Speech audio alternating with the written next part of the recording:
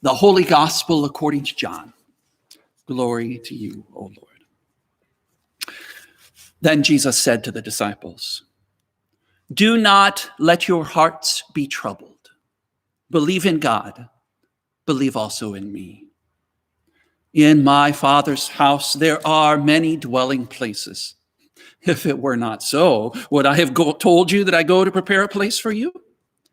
And if I go and prepare a place for you, I will come again, and I will take you to myself, so that where I am, there you may be also. And you know the way to the place where I am going." Thomas said to him, "Lord, we don't know where you're going. How can we know the way?" Jesus said to him, "I am the way and the truth and the life. No one comes to the Father except through me. If you know me, you will know my Father also. From now on, you do know him and have seen him." Philip said to him, "Lord, show us the Father, and we'll be satisfied." Jesus said to him, "Have I been with you all this time, Philip, and still you do not know me? Whoever has seen me has seen the Father. How can you say, 'Show us the Father'? Do you not believe that I am in the Father and the Father is in me? The words that I say to you, I do not speak on my own, but the Father who dwells in me does his works. Believe me that I am in the Father and the Father is in me, but if you do not, then believe me because of the works themselves. Very truly, I tell you, the one who believes in me will also do the works that I do, and in fact will do greater works than these, because I am going to the Father. I will do whatever you ask in my name, so that the Father may be glorified in the Son. If in my name you ask me for anything, I will do it." The Gospel of the Lord. Praise to you, O Christ.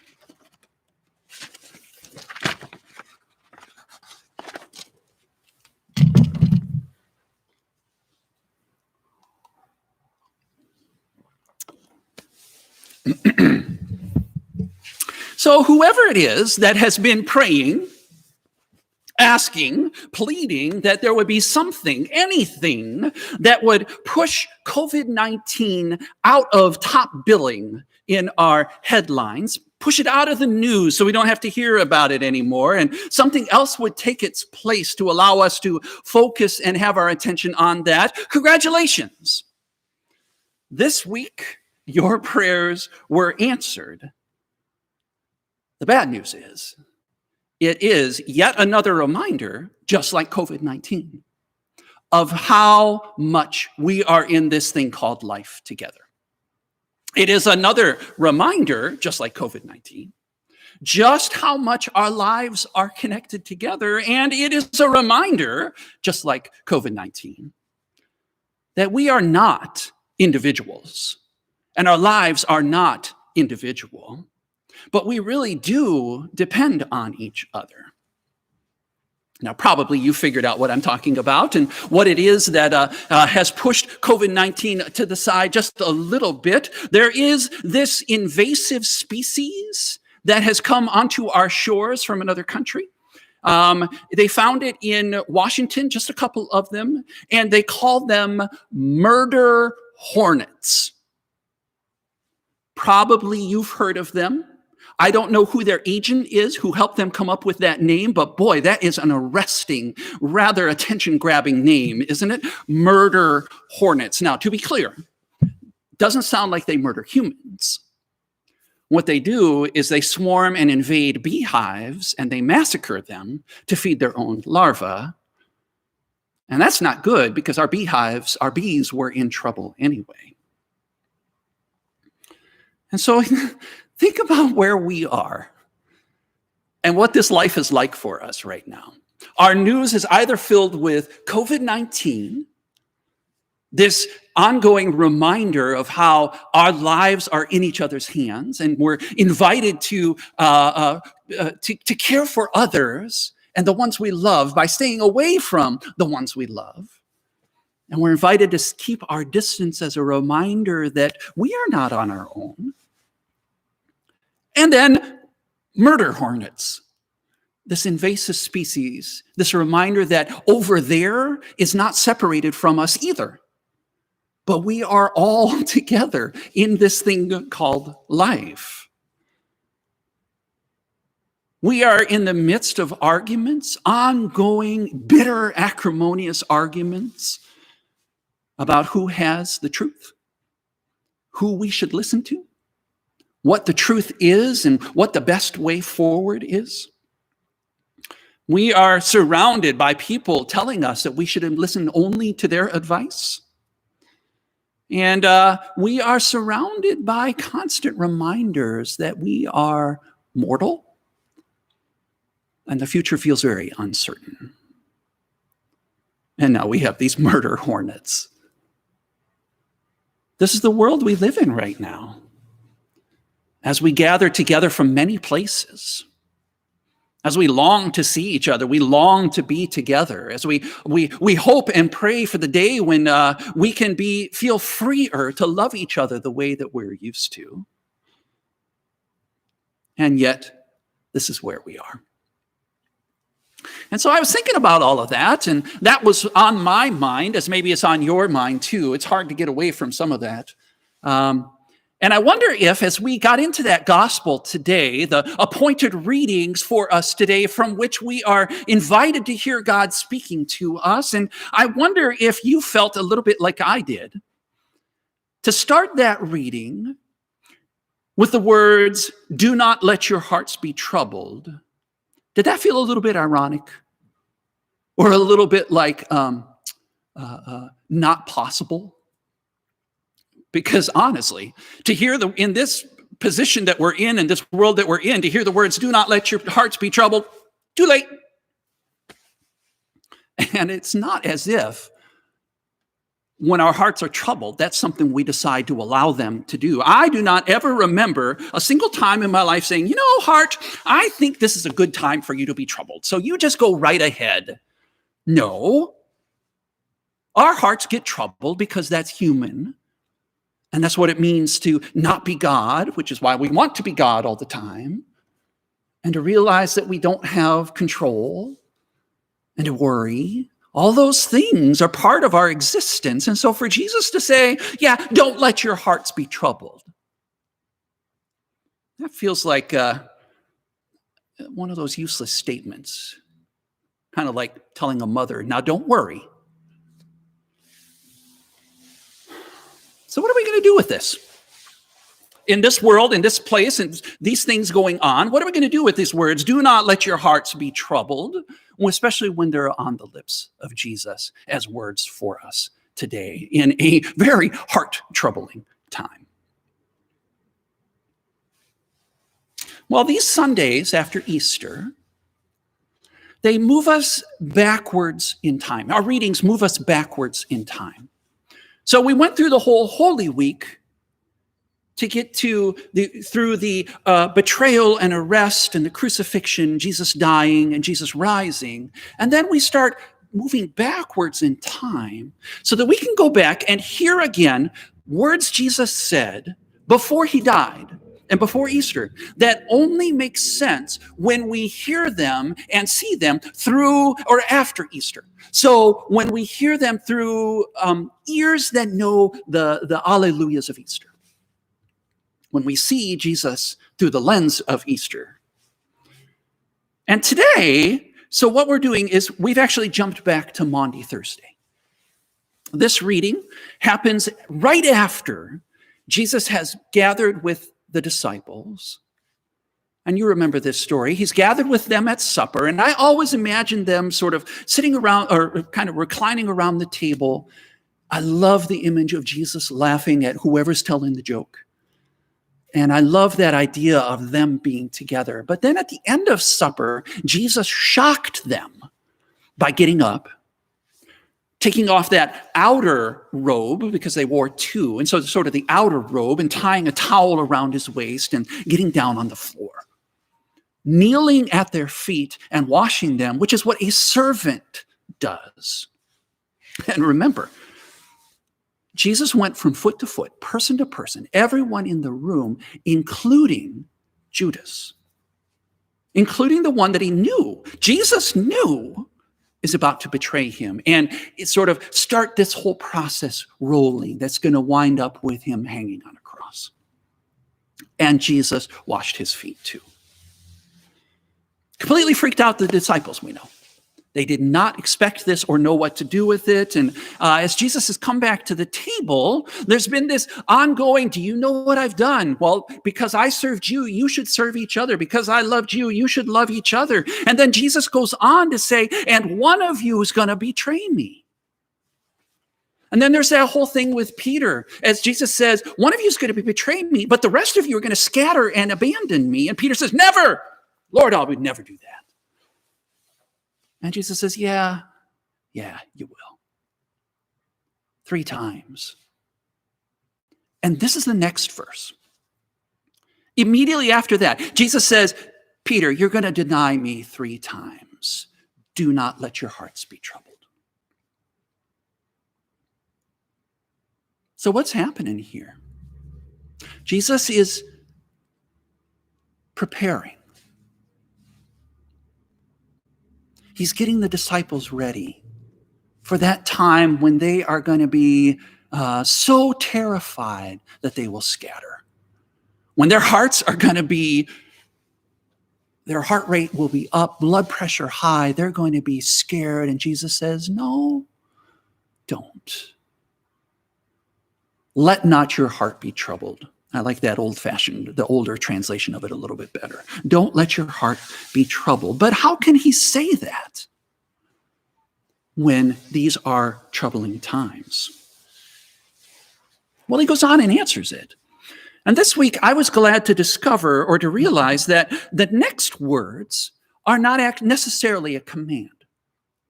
So, do not let your hearts be troubled. Let not your hearts be troubled. But then the next phrase is actually a description, and Jesus is answering how that can be.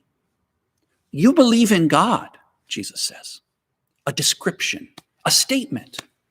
Let not your hearts be troubled because you believe in God and you believe in me. But then we also remember, as we talk about always when we're together, whenever we hear that word believe or faith in the Bible, in our readings, we ought to translate that automatically. We ought to sort of transfer that word because it's a verb. It's a doing thing. It's an action verb. It's a whole body kind of thing, a whole self kind of thing. It's not, believe is not,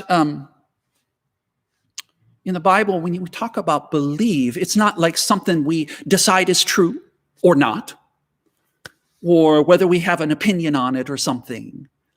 It's something we do with ourselves. We faith ourselves. It's the same word, believe and faith.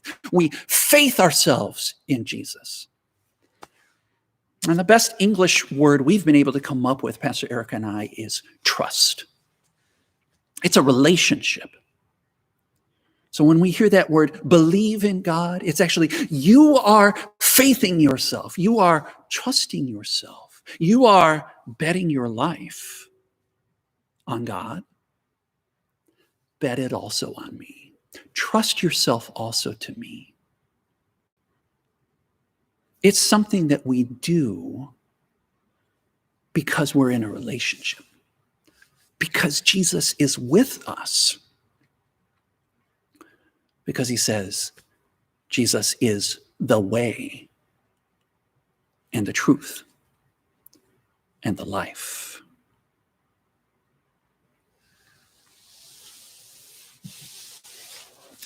A couple of years ago, my wife Amy went with her sisters to one of those marvelous, beautiful national parks out west. It was in Utah. And they gathered there to enjoy their time in the midst of these stunning landscapes that God has given us. And while they were there, they wanted to go out and see these sites, to do some hiking there on all the paths and such like that. And Amy says that the best thing that they did was to get themselves connected to a guide. Somebody who knew this landscape, who knew the way. Somebody who knew where the overlooks were. When you could step off the path here so that you could have this beautiful sight. And he knew that as this path curves this way, there's a little known path that goes the other way. And if you go up over that ridge to where you cannot see it, you see a sight that you might miss otherwise. He knew that if you go around this corner, that there was this thing to experience that was hard to find. And you had to know the way. You had to be there, and you had to have someone with you, really. And so they went hiking with this guide, and she said it is the best thing because he let them see things that they never would have seen otherwise. Discover things they never would have known because they were going along with him, and he was there to guide them and lead them. Now, it wasn't easy. This was hard hiking, and they were prepared for this. They were warned about this, that this is hard landscape. And the guide told them, the places I want you to be able to see, I want you to experience, these hidden moments, they're going to take some doing to get there. So make sure you're equipped. Make sure you have good hiking boots on and good socks. Bring water. Wear a hat. Make sure you have lots of sunscreen on because, out here, out west, the sun is brighter. And Amy said they needed it too because they were climbing up over rocks and going down difficult trails. They were to these stunning vistas that they would have missed otherwise. And she said they had to rely on each other, pull each other up and over, push each other on when they were getting tired and her feet were starting to get sore. And especially they had to rely on that guide. Turn to him and let him lead them to this way, on this way. And because he was there, they discovered these extraordinary things. Now, one of her sisters, on that first day, came down for this hike in backless tennis shoes, sort of slip on, which doesn't have anything over the heels. And she was carrying an umbrella for the sun, which did not, unfortunately, leave her hands free for the pulling and climbing and things like that. And when she came down, the staff said, yeah, those shoes are probably not going to work. And the way was the hardest on her because she wasn't prepared and she wasn't equipped and she wasn't ready. She got there, but she was always behind and didn't have the same kind of time and the same kind of experience. And she didn't come back for the other hikes. She admitted, I don't have the right shoes. And she missed it. She didn't get to see the way. And she didn't get to be with the guide, and she didn't get to go with him to discover more beautiful wonders of God's creation.